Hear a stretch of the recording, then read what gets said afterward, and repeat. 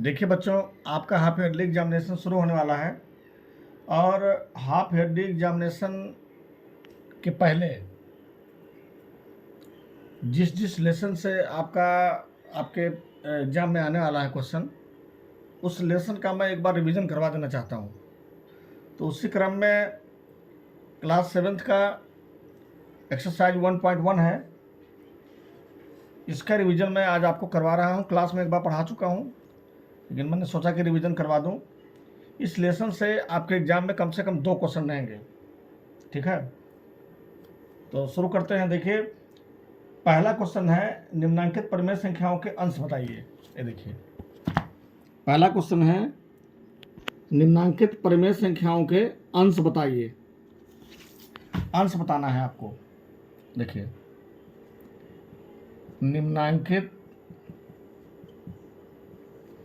परिमेय संख्याओं के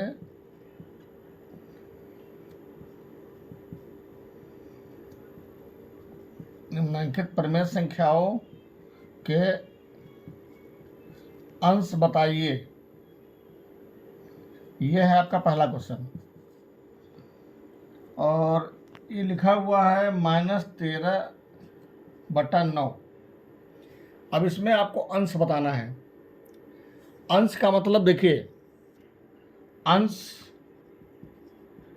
को इंग्लिश में कहते हैं NUMERATOR, न्यूमरेटर, और हर को इंग्लिश में बोलते हैं DENOMINATOR, डिनोमिनेटर। यानी कि देखिए, ये तो आपका हो गया इंग्लिश।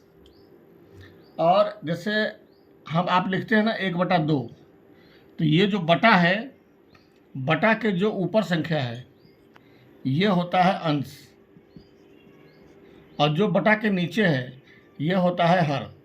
यह हमेशा याद रखिएगा। बटा के ये जो लाइन खींचा हुआ है इसको बटा बोलते हैं, बटा के ऊपर वाली संख्या को अंश कहते हैं और नीचे वाली संख्या को हर कहते हैं। देखिए, अब इसमें सवाल में पूछ रहा है निम्नांकित परिमेय संख्याओं के अंश बताइए। तो इसको हमें लिखना कैसे है, थोड़ा सिस्टम से लिखना है। लिखेंगे इस परिमेय संख्या का अंश बराबर कितना है, -13। माइनस लगा के लिखिएगा। अगर सवाल में माइनस लगा हुआ है तो आपको आंसर माइनस लगा के लिखना है। -13, -13, ये हो गया आपका अंश। ऐसे ही नेक्स्ट क्वेश्चन है बी वाला, 11/-18। इसको भी ऐसे ही लगा देंगे। इस परिमेय संख्या का अंश बराबर कितना हो जाएगा, 11। देखिए, बटा के ऊपर क्या लगा हुआ है, 11 लिखा हुआ है, यही 11 आपका अंश हो जाएगा। इसी आधार पे बाकी 2 सवाल और है, उसको आप कर लीजिएगा, ठीक है। अब आपको मैं आगे बता रहा हूँ दूसरा क्वेश्चन। दूसरे क्वेश्चन में बोल रहा है क्या है, देखिए,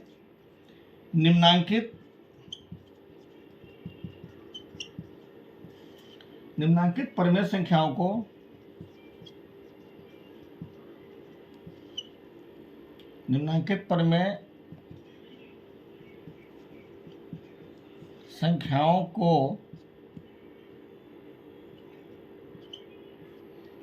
पूर्णांक के रूप में लिखिए।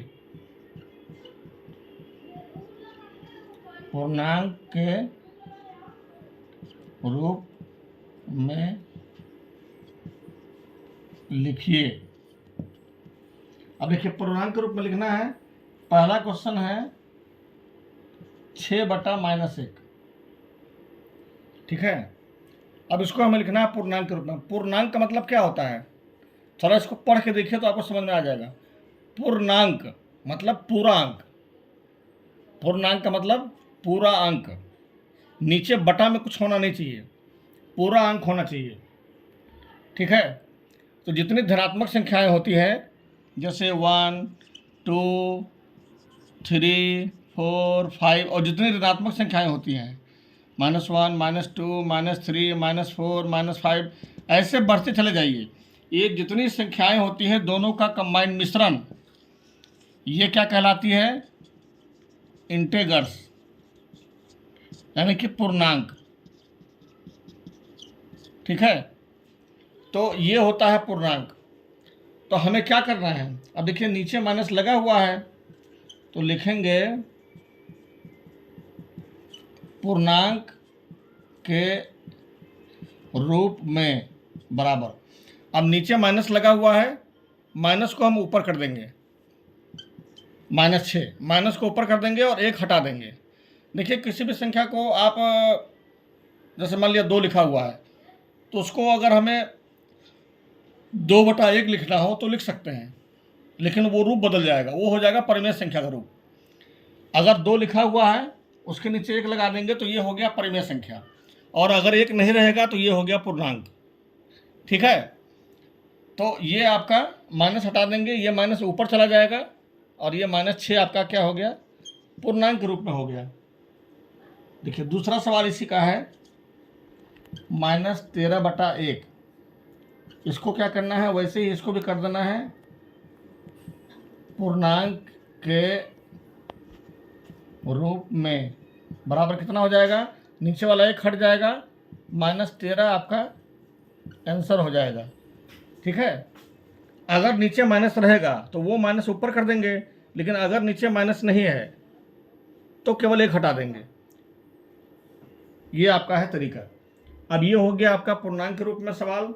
इसमें और भी बहुत सारे सवाल हैं, ये इसी तरीके से आप आराम से कर सकते हैं, लेकिन इसमें कुछ सवाल ऐसे हैं, जैसे देखिए एक सवाल है जी, उसमें लिखा हुआ है -28/7। अब ये कैसे करेंगे पूर्णांक के रूप में? देखिए लिखेंगे पूर्णांक के रूप में बराबर। अब ये -28/7 है। अब 7 से 28 में भाग लग जाएगा, 7 चौके 28, और ये माइनस लगा हुआ है, ये माइनस यहाँ लगा दीजिए, कट गया दोनों। ये कितना आ गया? -4। क्या आ गया? -4 आपका आंसर आ गया। ठीक है, तो जो कटने वाला होगा उसको काट देंगे। जैसे देखिए सवाल देखिए, यहाँ पे देखिए -32/2 है, तो 32/2 है, तो 32 में 2 से भाग दे देंगे, 16 दूनी 32, और ये माइनस जो नीचे लगा हुआ है इसको ऊपर कर देंगे तो -16 हो जाएगा। यहाँ देखिए 27/-9 है, 9 से 27 में भाग दे देंगे, 9 त्रिक 27, और ये जो माइनस नीचे है वो ऊपर चला जाएगा। तो पूर्णांक के रूप में लिखेंगे तो ये वाला आएगा -3, ये वाला आएगा -16। यहाँ देखिए 40/-10 है, तो माइनस ऊपर चला जाएगा, 10 चौक 40, -4 हो जाएगा। तो इसी तरीके से ये सारे सवाल आप लगा लेंगे, एग्जाम में कोई भी सवाल इसमें से आ सकता है। ठीक है, अब आपको हम बताते हैं इसके आगे तीसरा सवाल।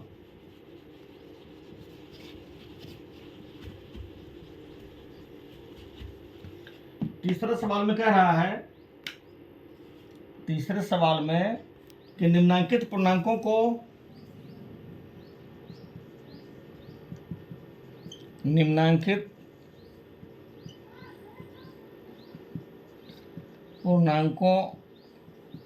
को परिमेय संख्याओं के रूप में लिखिए। परिमेय संख्याओं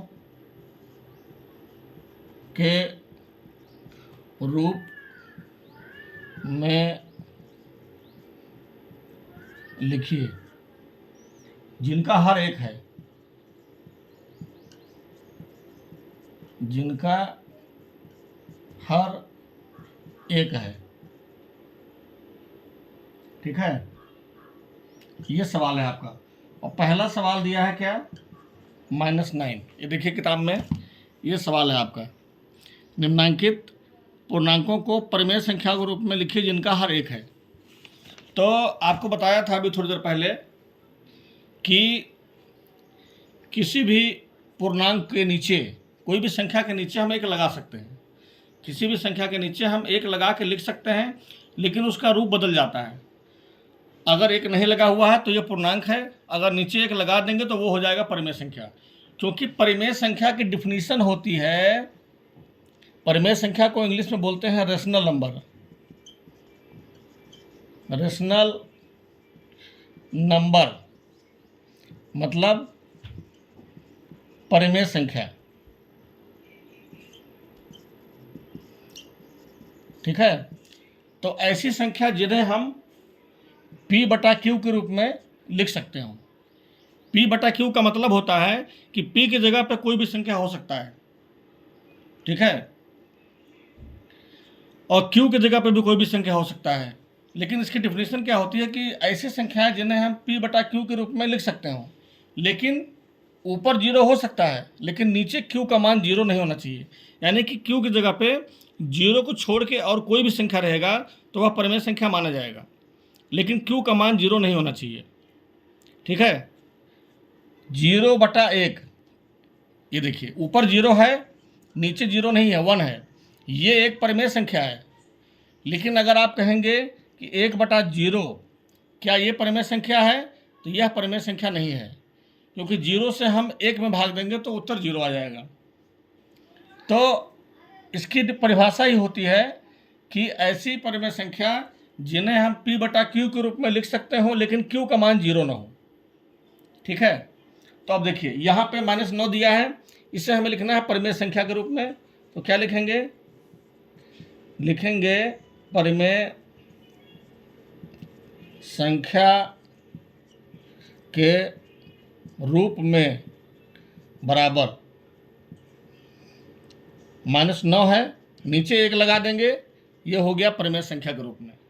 ऐसे ही आपको और सवाल कर लेना है। यहाँ देखिए 0 लिखा हुआ है, लिख देंगे ऐसे लिखेंगे, ठीक है, ऐसे लिखेंगे परिमेय संख्या के रूप में। देखिए अगर आप तरीका नहीं सही रखेंगे लिखने का तो आपको नंबर उतना नहीं मिलेगा। प्रोसेस में लगाइएगा अच्छे से लिख के, और ये कहीं से नकल नहीं करना है। देखिए लिखा हुआ है सवाल में, यहाँ देखिए सवाल में लिखा हुआ है परिमेय संख्याओं के रूप में, यही आपको लिख देना है।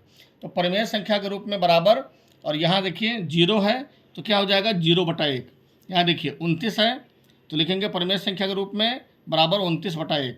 ऐसे ही ये सारे सवाल आपको लगा लेना है, बहुत ईजी है। चलिए अब चलते हैं क्वेश्चन नंबर 4 पे।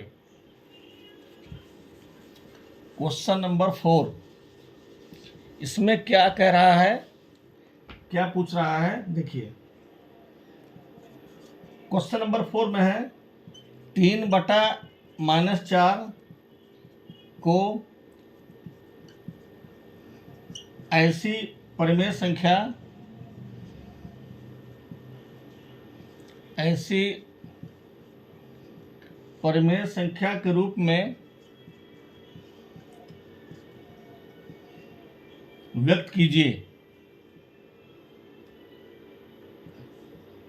व्यक्त कीजिए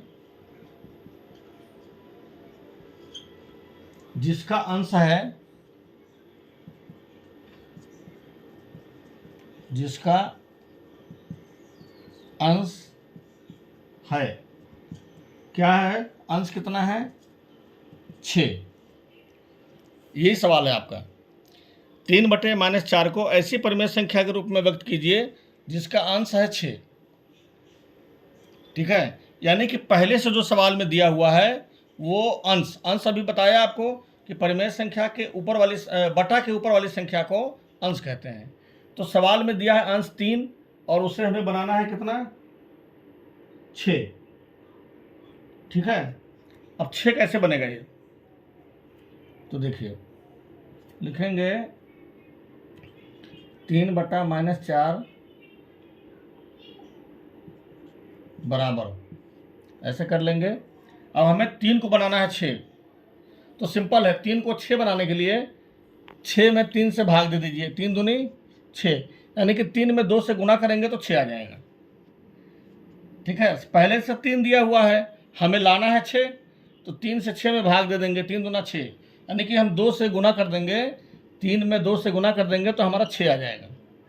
तो गुना कर दीजिए, 3 गुने 2, और जिस संख्या से हम ऊपर गुना करेंगे उसी संख्या से हम नीचे भी गुना कर देंगे। अब देखिए यहाँ पे 3 दूना 6 हो गया, बटा यहाँ माइनस है ये माइनस लगा हुआ है और 2 के पहले कोई चिन्ह नहीं है, ठीक है, मतलब गुना है लेकिन ये 2 प्लस में है, तो माइनस प्लस माइनस हो जाएगा और 4 दूनी 8। ये आपका हो गया आंसर। अब देखिए, ये आपका सवाल जो दिया हुआ था कि अंश को 6 बनाना है और पहले 3 था बाद में 6 था, ये देखिए बन गया। तो ऊपर वाला बनाना है, साथ में नीचे वाला भी उसी रूप में होना चाहिए, उसी संख्या से नीचे वाले में भी गुना करना पड़ेगा, तो 6/-8 आ गया। ठीक ऐसे ही दूसरा सवाल है -12। देखिए, अब -12 हमें बनाना है किसको, 3/4 है, 3/-4 बराबर, अब हमें 3 अंश दिया हुआ है 3, अब इससे बनाना है हमें -12। कैसे बनेगा, सेम वही नियम लगाएंगे, -12 में 3 से भाग दे देंगे, जो पहले से दिया हुआ है उससे जो सवाल में दिया हुआ है जितना हमें लाना है उसमें भाग देंगे। भाग देखिए कैसे देंगे, 3 से 12 में भाग देंगे, 3 चौके 12, और यहाँ माइनस लगा हुआ है, ये माइनस हम यहाँ लगा देंगे, कितना आ गया, -4। अब हमें -4 से गुना कर देना है दोनों में, ऊपर भी नीचे भी, 3 गुने -4 और -4 गुने -4। अब यहाँ देखिए 3 के पहले कोई चिन्ह नहीं है, तो प्लस माइनस माइनस हो जाएगा, 4 तिहाई 12, और यहाँ माइनस माइनस माइनस में माइनस से गुना करेंगे प्लस आएगा, 4 चौक 16। तो प्लस लिखें या ना लिखें, प्लस का चिन्ह हम लगाए या न लगाएं, फिर भी वो प्लस में ही माना जाएगा। तो ये आपका आंसर हो गया -12/16। तो इसी तरीके से आपको और भी सवाल लगाने हैं। देखिए 2 सवाल और है, 18 है, -21 है। इसी तरीके से आप इसको सॉल्व कर लेंगे, कोई दिक्कत नहीं है, ठीक है। अब चलिए आगे बताते हैं आपको दूसरा सवाल।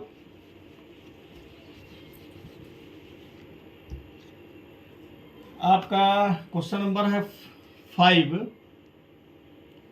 क्वेश्चन बोल रहा है कि -5 बटा -7 को ऐसी परिमेय संख्या के रूप में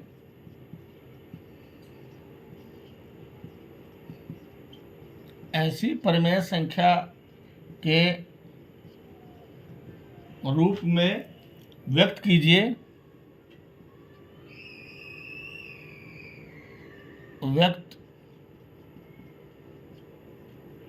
कीजिए जिसका हर है,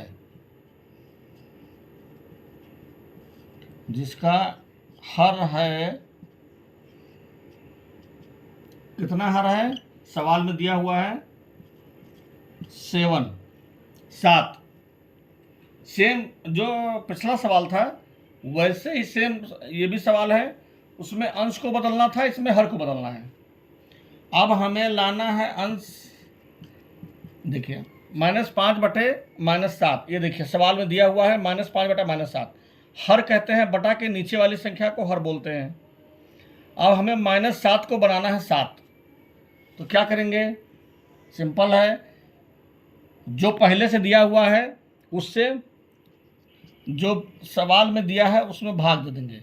अब -7 से 7 में भाग देंगे तो 7 से 7 कट जाएगा एक बार। अब यहाँ पे माइनस है, ये माइनस यहाँ आ जाएगा, कितना आ गया, -1। तो -1 से हमें गुना कर देना है,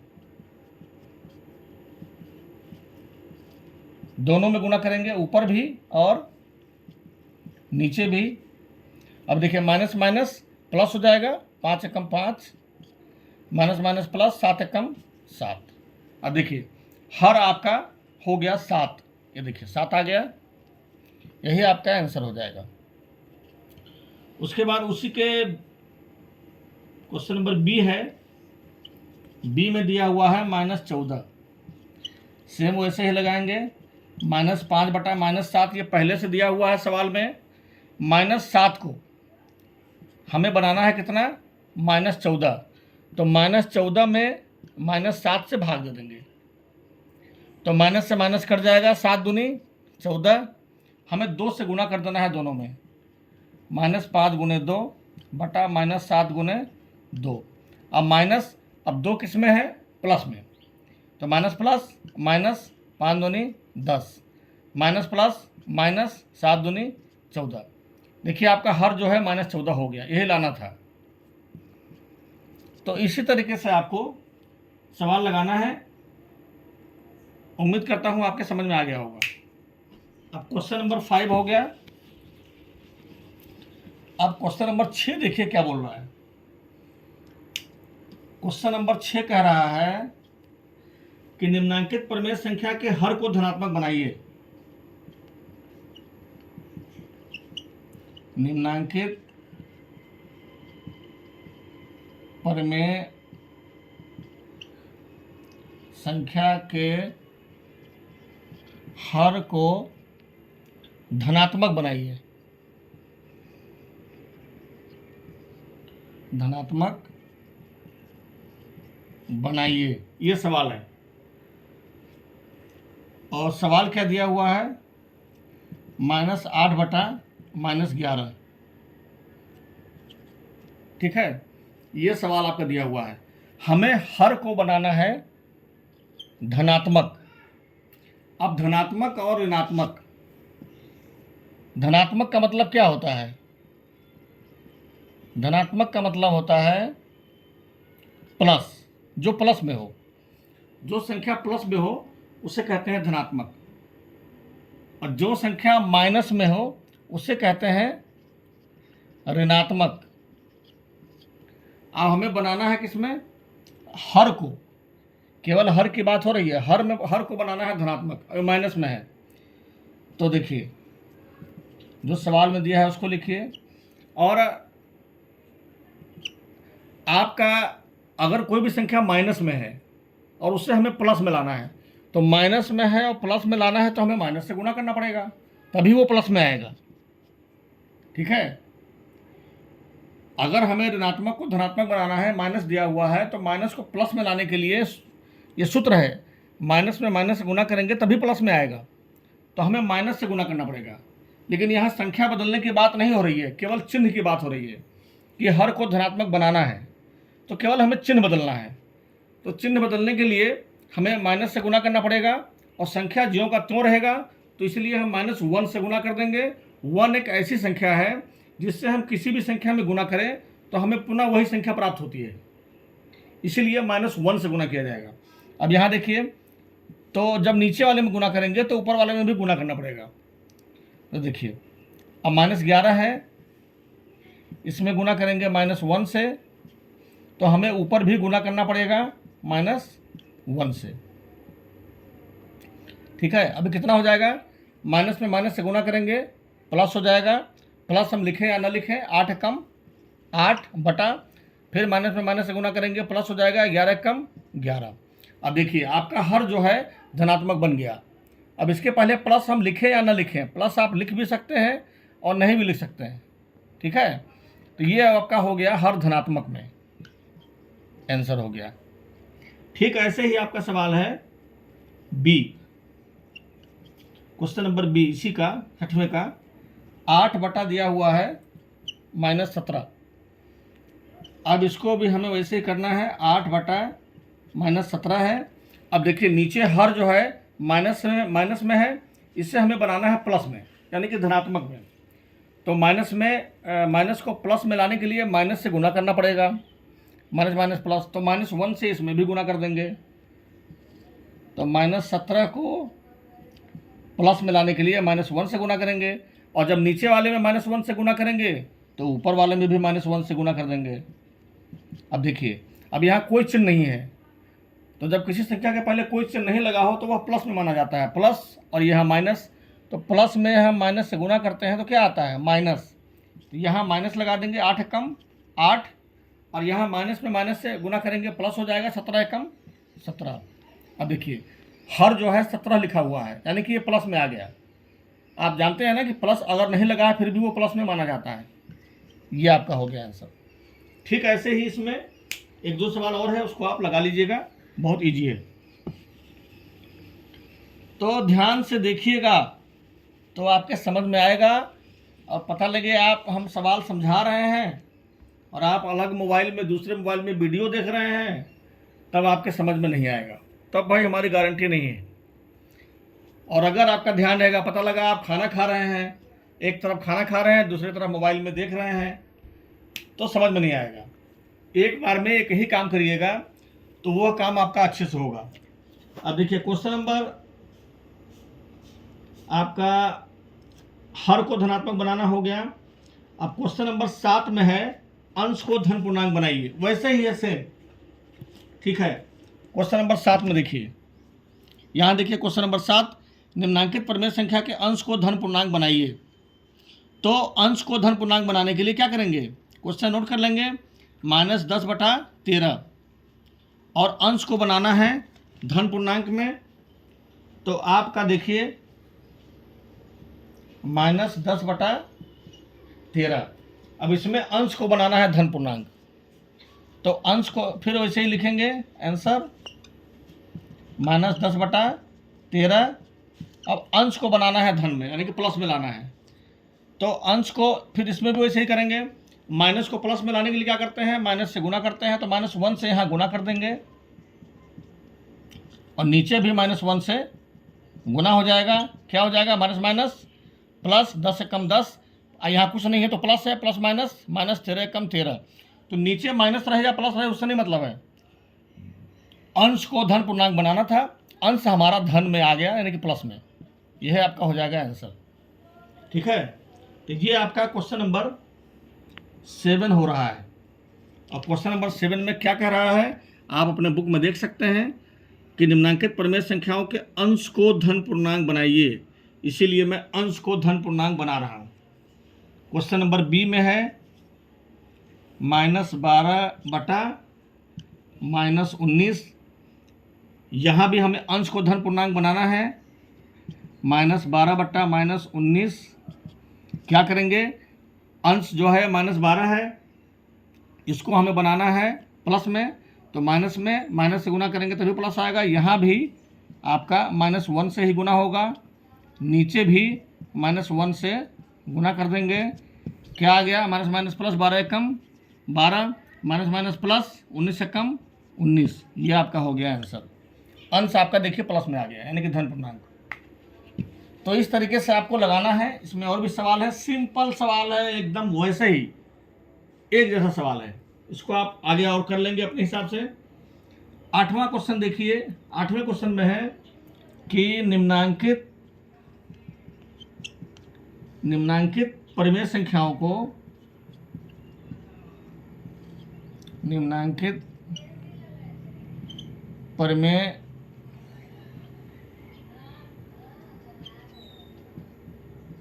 परिमेय संख्याओं को सरलतम रूप में लिखिए।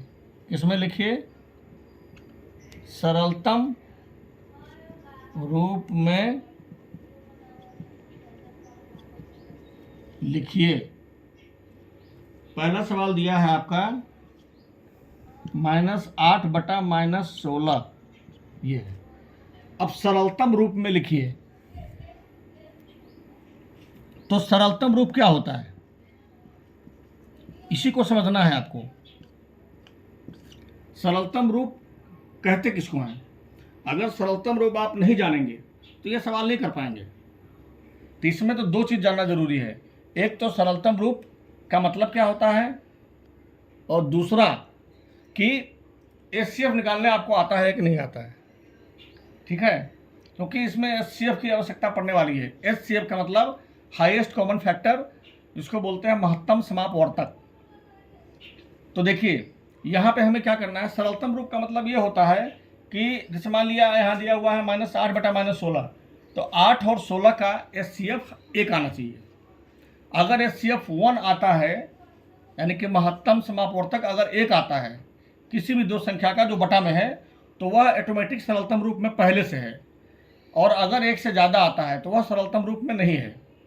तो हमें क्या करना है कि HCF निकाल के देखना है, 8 का और 16 का हमें निकालना है HCF, तो भाग देंगे 8 दूनी 16, HCF कितना आ गया हमारा, 8 आ गया।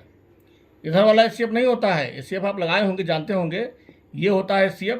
अब 8 आ गया HCF, अब 1 तो आया नहीं, अगर 1 आता तो यह सरलतम रूप में पहले से होता। तो यहाँ पे 8 आया है तो 8 से हमें दोनों में भाग दे देना है। क्या करना है, तो यहाँ पे लिखेंगे सरलतम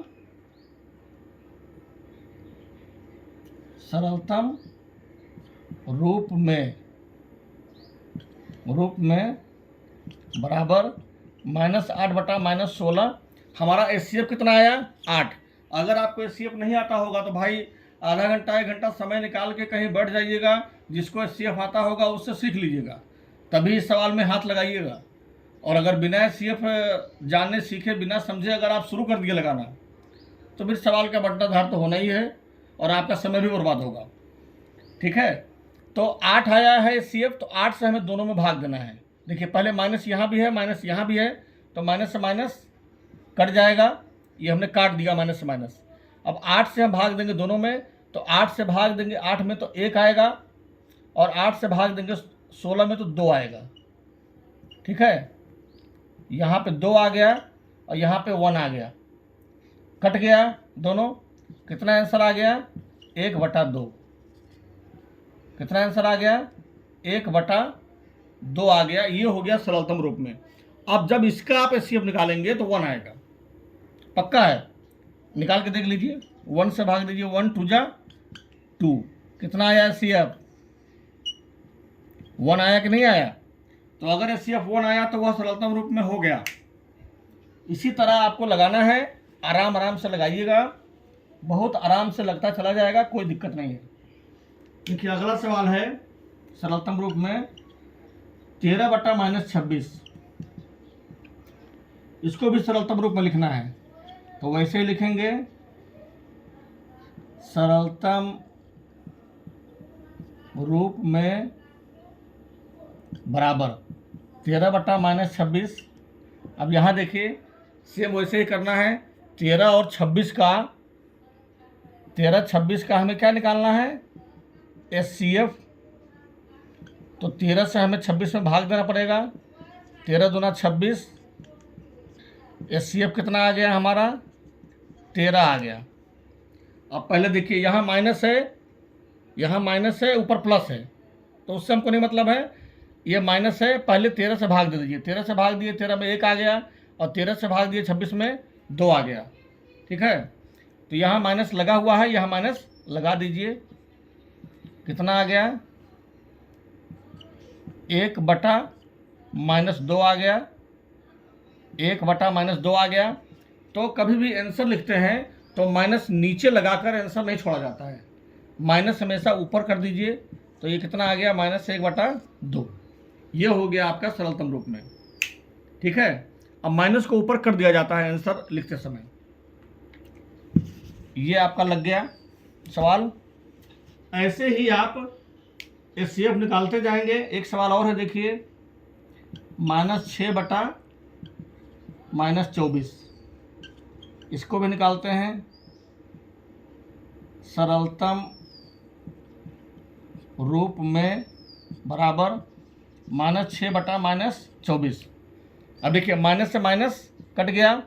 अब 6 और 24 का हमें HCF मालूम होना चाहिए, तो 6 से 24 में भाग दे दीजिए, 6 चौक 24। HCF कितना आ गया, 6 आ गया। 6 से हमें भाग दे देना है, 6 कम 6, 6 चौक 24। कितना आ गया सरलतम रूप में, 1/4, 1/4। ऐसे ही आप सवाल लगाते चले जाएंगे, कोई दिक्कत नहीं है। और एक सवाल और देख लीजिए इसी का, D 9 बटा -13। अब यहाँ देखिए इसको भी वैसे ही लिखेंगे, सरलतम रूप में 9 बटा -13। अब यहाँ देखिए आपको पहले बताया था कि अगर HCF 1 आता है तो समझ लीजिए कि वह सरलतम रूप में पहले से है। अब 9 और 13 का जब HCF निकालेंगे, 9 से 13 में भाग देंगे, 9 कम 9, 13 में से 9 गया 4, 4 से 9 में 4 दूनी 8, 9 में से 8 गया 1, 1 से भाग देंगे 4 में, 4 कम 4। कितना HCF आया, 1 आया। तो ये 1 HCF आया, तो ये सरलतम रूप में पहले से है ऑटोमेटिक, इसको हमें वापस नहीं लाना है। इसमें करना क्या है, केवल हमें माइनस को ऊपर कर देना है बस। -9/13 आंसर, क्योंकि जब आंसर लिखते हैं तो माइनस नीचे लगाकर नहीं छोड़ते हैं। तो ये आपका सवाल लग गया। आयुषी, आयुषी, ये आपका हो गया सवाल। एक मार्कर निकालो अंदर से, दूसरा कम चल रहा है। अब आपका ये हो गया सरलतम रूप में। अब आपका 9वां सवाल है। 9वां सवाल देखिए क्या कह रहा है। लेसन आपका भाई बहुत बड़ा है, टाइम लग रहा है। 9वां सवाल है,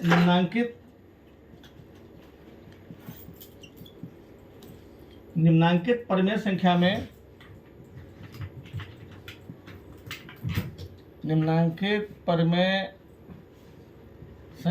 में ऋणात्मक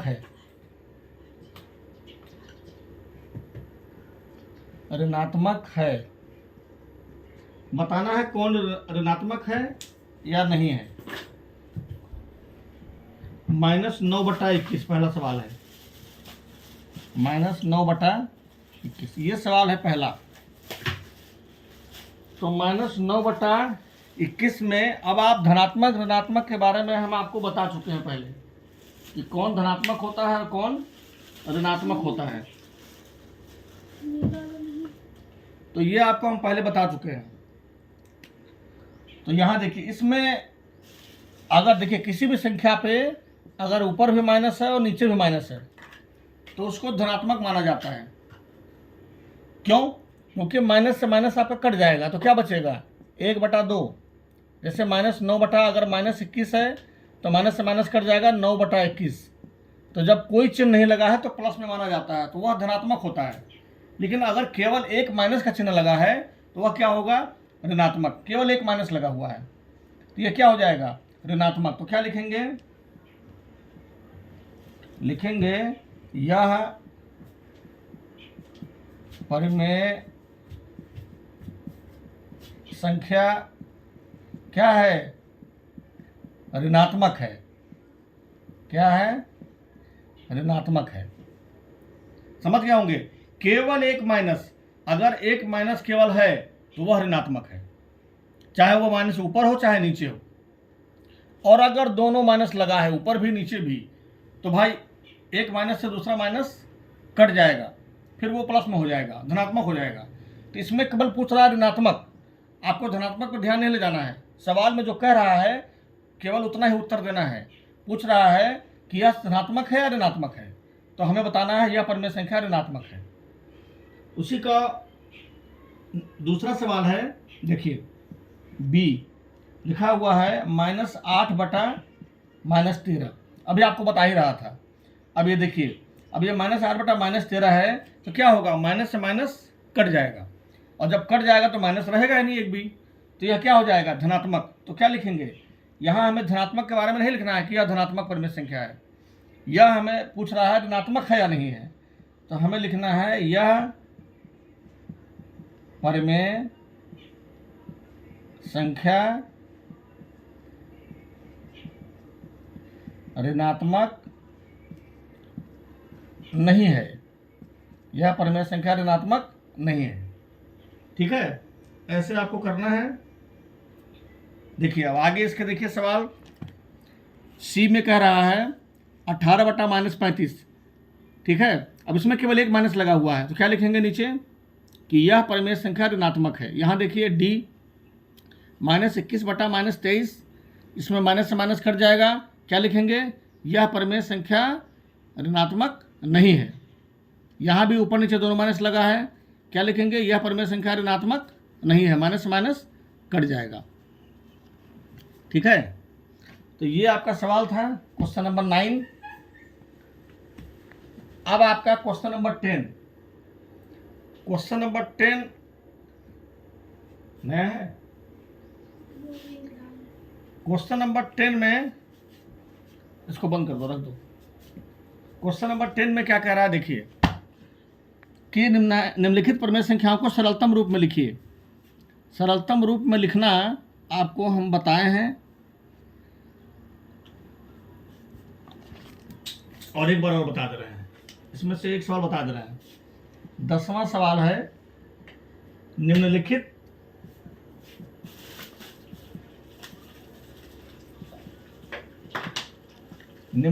परिमेय संख्याओं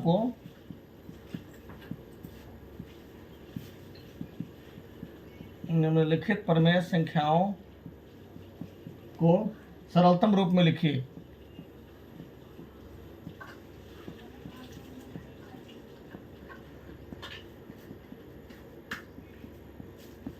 ठीक है, निम्नलिखित परिमेय संख्याओं को सरलतम रूप में लिखिए। अब सरलतम रूप में आपको अभी भी बताए हैं थोड़ी देर पहले कि उस संख्या का एचसीएफ निकाल के और काटना पड़ता है, दोनों संख्याओं का एचसीएफ निकाल के। -9/21 है। अब क्या लिखेंगे यहाँ, लिखेंगे सरलतम रूप में बराबर। अब हमें 9 और 21 का एचसीएफ निकालना है। 9, 21 का क्या निकालना है, एचसीएफ। तो 9 से 21 में भाग देंगे, 9 दूना 18, 11 में से 8 गया 3, 3 से भाग देंगे 9 में, 3 त्रिका 9। एचसीएफ हमारा कितना आया, 3। अब 3 से हमें दोनों संख्या में भाग देके काट देना है, -9/21। अब 3 से हम भाग देंगे 9 में तो कितना आएगा, 3 3 जा 9 और 21 में 3 7 जा 21, यानी कि 3 त्रिका 9, 3 7 21 कट गया। अब ये माइनस को भूल मत जाइएगा, वरना ये माइनस आपको ले बीतेगा। ये माइनस बचा हुआ है तो ये माइनस यहाँ आ जाएगा। गणित में छोटी छोटी गलतियाँ बहुत भारी पड़ सकती हैं आपके लिए, इसलिए अब चूंकि आपने 9 को काट दिया, 21 को काट दिया, तो ये माइनस बचा हुआ है तो ये माइनस यहाँ आ जाएगा 3 के बगल में। अब ये कितना आ गया, -3/7। अब जब इसका आप निकालेंगे एचसीएफ तो 1 आएगा। ठीक है, और जिस किसी भी दो संख्याओं का एचसीएफ जो बटा में हो, अगर 1 आता है तो वह सरलतम रूप में कहलाता है। ये आपका हो गया। यहाँ देखिए क्वेश्चन नंबर बी, -14/-28, इसको भी लिखेंगे सरलतम रूप में बराबर -14/-28। माइनस से माइनस तो पहले ही कट गया। अब 14 और 28 का एचसीएफ निकालेंगे आप, तो 14 से 28 में लगाएंगे, 14 दूना 28 कट गया। एचसीएफ कितना आया, 14 आया। तो 14 से भाग देंगे, 14 में 1 आएगा और 14 दूना 28, 1/2 आ गया आपका। क्या आ गया, 1/2 आ गया। तो ऐसे ही आपको बाकी के सारे सवाल आपको लगाने हैं, बहुत सिंपल है। एचसीएफ निकालते जाइए और सरलतम रूप में प्राप्त करते जाइए, बहुत ईजी है। क्वेश्चन नंबर 11 ये कह रहा है, प्रत्येक को मिश्र संख्या के रूप में लिखिए। क्या कह रहा है, प्रत्येक को मिश्र संख्या के रूप में लिखिए। और सवाल है 14/5। और मिश्र संख्या के रूप में लिखने के लिए हमें क्या करना है, 5 से 14 में भाग दे देना है। 5 दूनी 10, 4।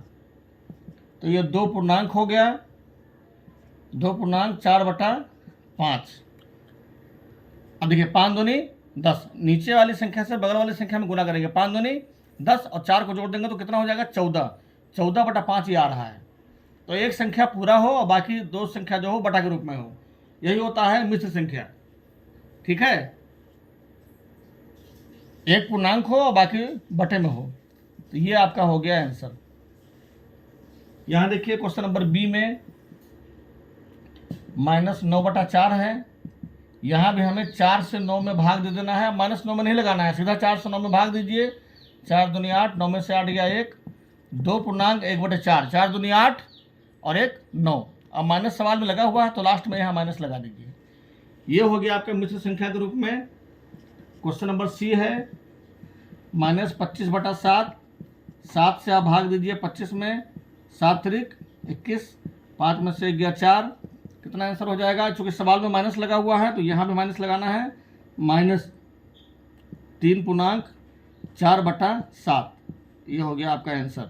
7 तरीके 21 और 4 25/7। तो ये आपका हो गया मिश्र संख्या के रूप में। ऐसे ही आपको लगाना है। और अब आपका है प्रत्येक को परिमेय संख्या के रूप में लिखिए। क्वेश्चन नंबर 12, प्रत्येक को परिमेय संख्या के रूप में लिखिए। अब ये क्वेश्चन दिया है 14.3/7। अब परिमेय संख्या के रूप में लिखना है। परिमेय संख्या का मतलब जो संख्या p/q के रूप में हो, q का मान 0 ना हो। अब देखिए गुना कर देंगे दोनों में। 14 सत्ते 98, 14 गुने 7 जोड़ 3/7, 14 सत्ते 98 जोड़ 3/7, 98 और 3 101/7। कितना आ गया? 101/7। ये आपका आ गया परिमेय संख्या के रूप में। अब अगर इसका पूर्णांक तोड़ेंगे तो आपका पहले वाला आ जाएगा, देख लीजिए। 7 से भाग दे देंगे 101 में, 7 कम 7, 10 में से 7 गया 3, 1 7 चौक 28, 11 में 60 गया 3। देखिए 14.3/7 आया कि नहीं आया? जो इससे पिछला सवाल आप लगाए हैं मिश्र संख्या, ये देखिए मिश्र संख्या आ गया।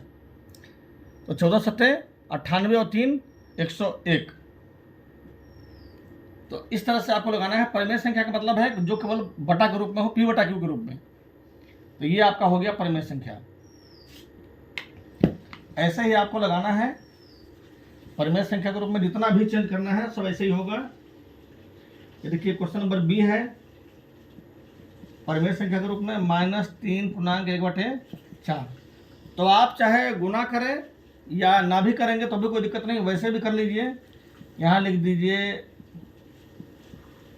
परिमेय संख्या के रूप में बराबर। अब यहाँ गुणा कर लीजिए वैसे ही। 4 तिहाई 4 से 3 में 4 तिहाई 12 और 1 13, -13/4। ये आपका हो गया आंसर। ठीक है। सी देखिए -6.3/5। यह है मिश्र संख्या के रूप में।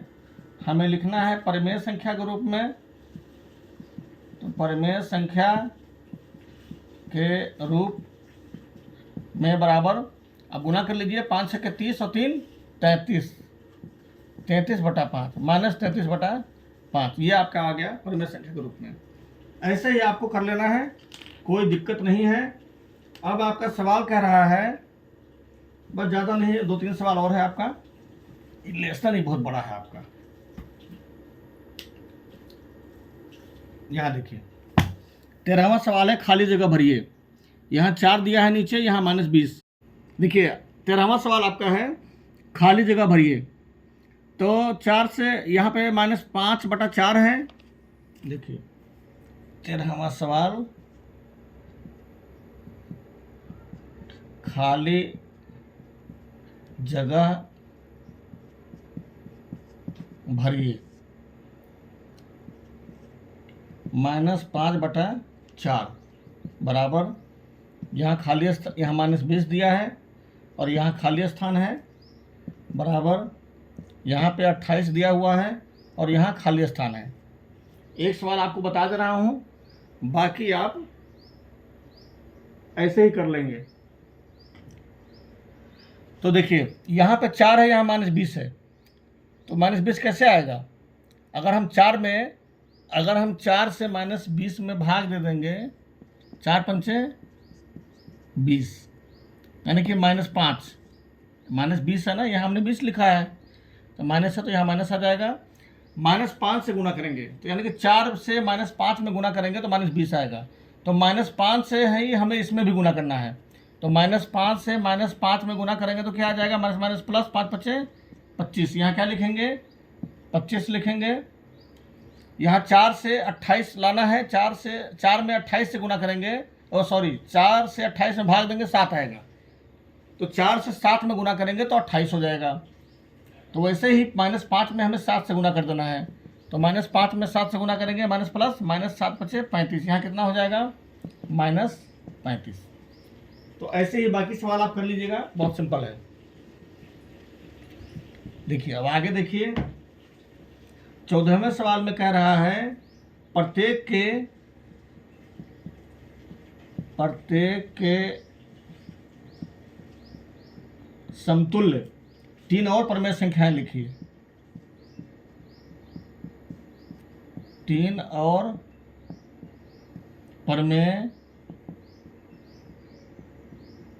संख्याएं लिखिए। पहला सवाल है 3/5। अब समतुल्य परमेय संख्या लिखने के लिए हम क्या करते हैं? समतुल्य परमेय संख्या लिखने के लिए हम एक ही संख्या से अंश व हर दोनों में गुणा कर देते हैं। देखिए, समतुल्य परमेय संख्या लिखने के लिए हम क्या करते हैं? समतुल्य परमेय संख्या लिखने के लिए हम एक ही संख्या से अंश व हर दोनों में गुणा कर देते हैं। तो लिखिए 3/5 के समतुल्य 3 और परमेय संख्या, 3 और परमेय संख्या यहाँ लिखेंगे 3/5 गुने 2 से गुणा कर देंगे दोनों में, 3 दूना 6/5 दूनी 10। फिर 3/5 लिखेंगे, 3 से गुणा कर देंगे ऊपर भी और 3 से नीचे भी, 3 त्रिका 9/15। फिर 3/5 लिखेंगे और 4 से गुणा कर देंगे ऊपर भी, 4 से नीचे भी, 3 चौक 12/20। अब आप कहेंगे कि आप 2 से गुणा किए हैं, 3 से, 4 से, आप किसी भी संख्या से गुणा कर दीजिए। यहाँ पे 4 से कर दीजिए, यहाँ 6 से कर दीजिए, 7 से कर दीजिए। मतलब कि जिस संख्या से आप अंश में गुणा करेंगे उसी संख्या से आप हर में भी गुणा करिए। तो इस तरीके से आप निकाल लीजिएगा। 3 परमेय संख्या आ गया 6/10, 9/15 और 12/20। ये 3 आपका समतुल्य परमेय संख्या निकल गया। अब देखिए 6/10 है, 6/10 को अगर आप काटिएगा तो 6 और 10 का एलसीएम निकाल लेंगे 2, तो 2 तिहाई 6, 2 पंचे 10। 3/5 आ गया। 9/15 इसका एलसीएम निकालेंगे तो 3 आएगा, 3 त्रिका 9, 3 पंचे 15 कट गया। 12/20 इसका एलसीएम निकालेंगे तो 3 आएगा, 4 आएगा। 4 तिहाई 12, 4 पंचे 20। 1 मिनट आ गए, 1 मिनट। 12/20 है, 4 तिहाई 12, 4 पंचे 20। ये देखिए अब ये 3/5 सब में आ रहा है, यानी कि ये समतुल्य है। 3/5 के ये बराबर है तीनों। तो इस तरीके से आपको सारे सवाल में ऐसे ही करना है। सब में 2 से, 3 से, 4 से गुणा कर दीजिएगा, आपका समतुल्य परमेय संख्या निकल आएगा। आगे देखिए, अब ये सवाल आपका कह रहा है कि निम्नलिखित में सत्य असत्य कथन बताइए। परमेय संख्या -7/8 धनात्मक है। अब आपको बताया था कि किसी भी परमेय संख्या में अगर माइनस का चिन्ह लगा हुआ है, एक माइनस, तो वह क्या होता है? ऋणात्मक होता है। इसमें कह रहा है धनात्मक है, तो ये क्या हो जाएगा? असत्य, मतलब गलत हो जाएगा। परमेय संख्या 0/-3 ऋणात्मक है। अब ये 0 जो है, 0 में हम किसी भी संख्या से भाग देते हैं तो 0 आता है। तो 0 जो है ना ही धनात्मक संख्या है और ना ही ऋणात्मक। देखिए यहाँ शून्य ना तो धनात्मक है और ना ही ऋणात्मक है, ये आपके बुक में लिखा हुआ है। तो शून्य ना ही धनात्मक होता है और ना ही ऋणात्मक होता है। और यहाँ लिखा हुआ है परमेय संख्या 0/-3, क्योंकि 0 में हम किसी भी संख्या से गुणा भाग देते हैं तो वह 0 आता है, इसलिए यह भी आपका असत्य हो जाएगा। परमेय संख्या -7/13 ना तो धनात्मक है और ना ही ऋणात्मक है। यहाँ देखिए इसमें माइनस लगा हुआ है ऊपर, तो एक माइनस रहेगा, ऊपर हो चाहे नीचे हो, तो वह क्या होगा? ऋणात्मक संख्या होगा। और इसमें कह रहा है ना धनात्मक है ना ऋणात्मक है, ये भी असत्य हो जाएगा। 8/15 धनात्मक परमेय संख्या है। अब देखिए कोई चिन्ह नहीं लगा है, ना ऊपर ना नीचे, तो क्या होगा? ये प्लस में होगा, यानी कि धनात्मक होगा। तो ये सही है, आपका सत्य है। प्रत्येक परमेय संख्या पूर्णांक है। अब प्रत्येक परमेय संख्या पूर्णांक है, ये आपका ऐसा संभव नहीं है कि प्रत्येक परमेय संख्या पूर्णांक हो, क्योंकि परमेय संख्या बटा में होता है, जो P/Q के रूप में हो।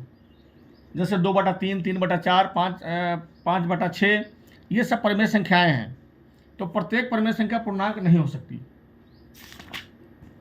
पूर्णांक जो है, जो पूरा अंक होता है, जैसे 1 2 3 4 -1 -2 -3, ये सब पूर्णांक होता है। प्रत्येक पूर्णांक परिमेय संख्या है। अब प्रत्येक पूर्णांक परिमेय संख्या हो सकता है, क्योंकि जो भी संख्या पूर्णांक में होगा, जैसे 1 2 3 4 5, सबके नीचे अगर हम 1 लगाते चले जाएंगे तो वह परिमेय संख्या बन जाएगी। इसलिए प्रत्येक पूर्णांक एक परिमेय संख्या हो सकती है। शून्य सबसे छोटी परिमेय संख्या है। शून्य सबसे छोटी परिमेय संख्या है। तो 0 आपका ये सबसे छोटी परिमेय संख्या है। क्यों है? क्योंकि देखिए, पहले भी आपको बताया था कि 0 के नीचे हम 1 लगा सकते हैं। तो जब 0 के नीचे 1 लगा सकते हैं तो यह एक परिमेय संख्या बन जाती है और ये सबसे छोटी परिमेय संख्या हो जाती है। ठीक है। परिमेय संख्या 0/-2 न धनात्मक है न ऋणात्मक है। अब यहाँ भी देखिए, 0 में हम -2 से भाग देंगे, तो 0 में हम किसी भी संख्या से भाग देते हैं तो वह 0 आता है। तो 0 न तो धनात्मक में आता है और न ही ऋणात्मक में। तो ये क्या हो जाएगा? सत्य हो जाएगा। 1/2 और -2/4 समतुल्य परिमेय संख्याएं हैं। अब 1/2 -2/4, अब देखिए 1/2 कह रहा है और -2/4। अब ये देखिए, ये इसमें कोई चिन्ह नहीं लगा है, तो यानी कि ये प्लस में है। और ये क्या है? यहाँ पे माइनस लगा हुआ है, ये ऋणात्मक संख्या है, माइनस में है। तो ये बराबर कैसे हो सकता है? ये धनात्मक है, ऋणात्मक है ना? तो परिमेय संख्या आपका समतुल्य परिमेय संख्याएं हैं। 1 मिनट, 1.1 का लास्ट,